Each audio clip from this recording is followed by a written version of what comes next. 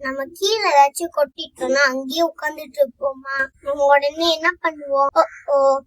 கொட்டிருச்சே டக்குன்னு டவல எடுத்து துடைப்போம். ஆனா நம்ம லைஃப்ல ஏதாச்சும் தப்பு பண்ணியிருந்தோம்னா, நம்ம ஏதாச்சும் ஒரு பாவம் பண்ணியிருந்தா அதை கிளீன் பண்ணணும்னு நினைக்கிறதே கிடையாது. சில நேரம் அப்படியே உட்கார்ந்துட்டு தான் இருக்கும். நம்ம திரும்ப திரும்ப தப்பு செய்யறதுனால இது நம்மளுக்கு தேவைதான் அப்படின்னு நினைச்சுக்கிட்டு ஜீசஸ் கிட்ட போகாம அப்படியே கவலையில உட்கார்ந்துகிட்டு இருக்கிறோம்னா, உண்மை என்னன்னா நம்ம அந்த ஷேம்லயே இருக்கணும்ட்டு ஜீசஸ்க்கு ஆசை கிடையாது. அத ஜீசஸ் கிட்ட கொண்டு போகணும்னு நினைக்கிறாங்க.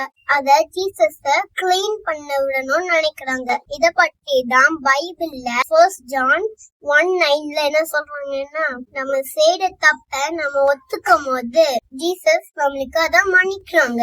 அப்படின்னா நீங்களே உங்களை பனிஷ் பண்ணணும்னு கிடையாது. ஜீசஸ் ஆல்ரெடி நம்ம தப்பெல்லாம் கிராஸ்ல எடுத்துக்கிட்டாங்க. அதனால நம்ம ஷேம்ல இருக்கணும்னு கிடையாது. நம்ம வேலை ஜீசஸ் கிட்ட ஒத்துக்கிறது தான். கிருபைய வாங்கிட்டு முன்னாடி போயிட்டே இருக்கு. நம்ம குற்ற உணவா இருக்கிறதுனால பரிசுத்தமா ஆக முடியாது. அது உங்களுக்கு ஸ்ட்ராங்காவும் ஆக்காது. கீழ்படுறது மட்டும் தான்.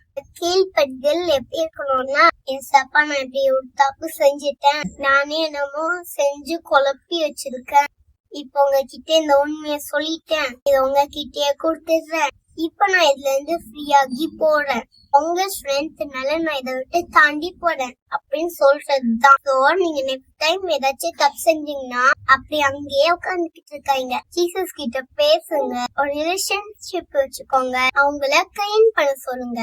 நீங்க மன்னிக்கப்பட்டவங்க, எந்த தப்பும் இல்லாம ஃப்ரீயா இருக்கலாம். வீடியோ உங்களுக்கு பிடினா திரும்ப ஃபர்ஸ்ட்ல இருந்து பாருங்க. Bye bye, God bless you.